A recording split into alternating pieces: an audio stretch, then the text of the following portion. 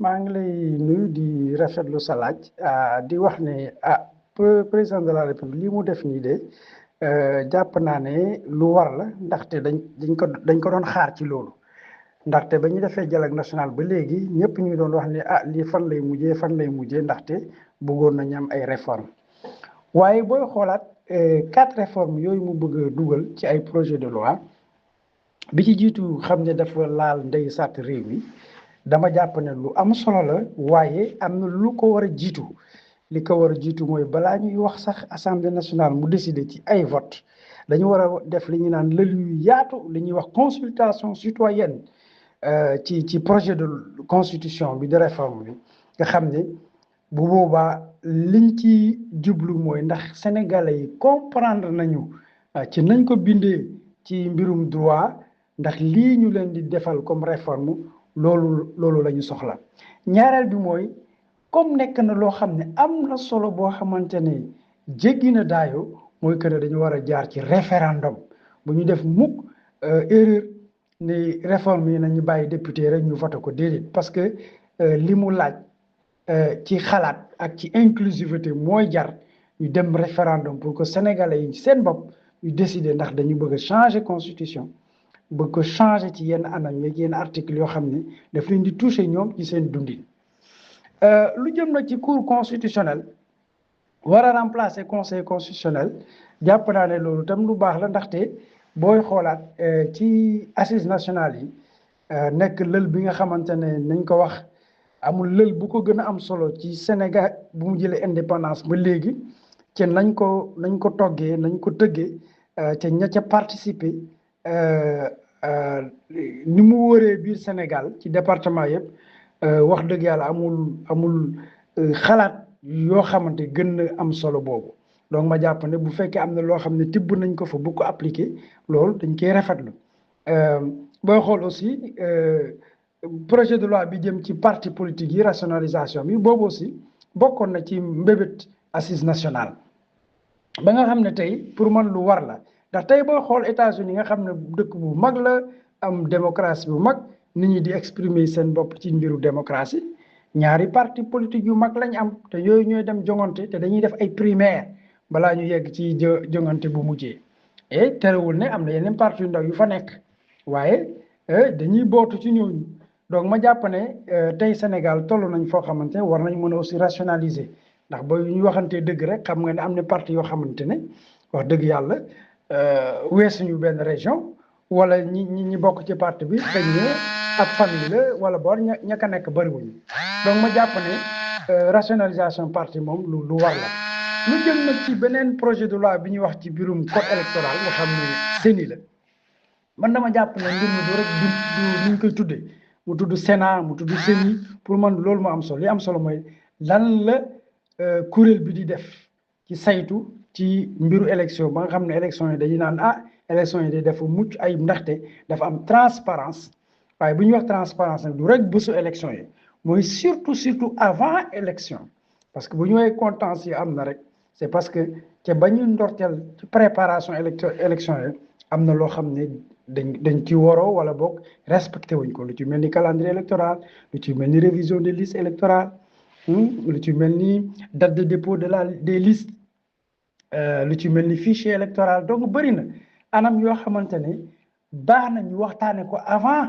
ñuy yegg ci élection bu fekkee nag CENI boobu ñuy bëgg a teg ci loolu lay dox jàpp naa ne lu am solo la xëy na bii pas CENI bi dafa bëgg a génne aussi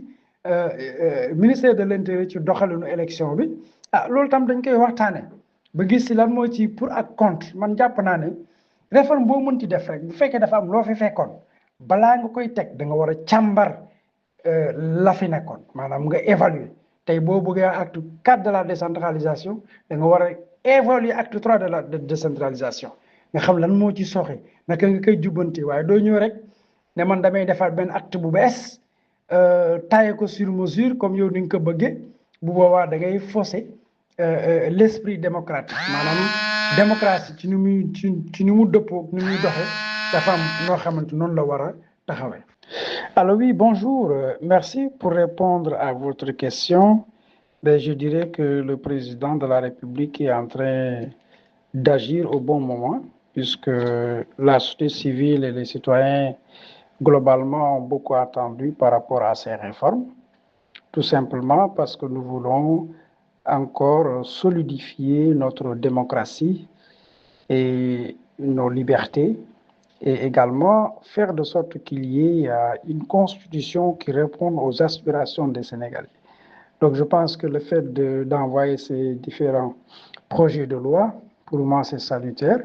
mais il y a quelque chose qui me semble primordial et très important, c'est qu'il faudrait que pour ces quatre projets de loi, qu'il y ait de larges concertations de façon inclusive et que ça ne reste pas seulement une affaire de l'Assemblée nationale. Très important, parce que déjà, si on parle de réforme constitutionnelle, cela veut dire qu'on doit consulter le peuple et non les députés. Et consulter le peuple signifierait également organiser voilà, un référendum. Voilà, parce que quand même la Constitution, si on doit vraiment la toucher, c'est qu'on doit absolument demander l'avis des citoyens, puisque c'est la loi mère, comme on disait Madelon. Donc, pour moi, c'est important. On salue la démarche, mais pour dire tout simplement que l'aspect qui est important, qui doit suivre, devrait être, à mon avis, de larges concertations qui va au-delà de l'Assemblée nationale. Alors, on parle de réforme de cours constitutionnels. Pour nous, c'est aussi salutaire parce que ça a été un vœu des assises nationales. Pour nous qui étions acteurs des assises nationales, c'est comme voilà, une application de la charte de bonne gouvernance démocratique, en tout cas au moins pour ce point-là concernant la justice. Concernant par contre le code électoral, où on parle de CENI, je pense que l'idée, c'est pas juste de changer de nom, de partir de Sénat à CENI, tout dépendra du contenu. Est-ce que en enlevant peut-être le ministre de l'Intérieur de la gestion des élections, est-ce que ça peut rassurer davantage pour plus de confiance entre les acteurs, de plus de transparence? Si c'est le cas, pourquoi pas? Mais à mon avis, c'est quelque chose dont il faudra demander l'avis des citoyens. La dernière chose qui est la loi sur la réforme relative aux partis politiques, mais ça aussi, c'était un vœu des assises nationales. Parce qu'on avait dit qu'il fallait rationaliser les partis. Il y a des partis qui existent que de nom. Donc moi, je pense que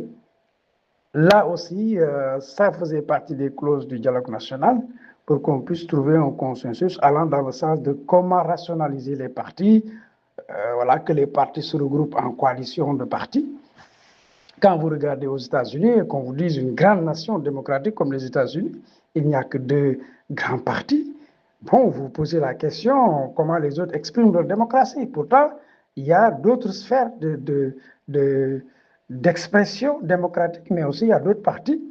Mais les partis majeurs où on fait des primaires, voilà, c'est juste entre républicains et démocrates.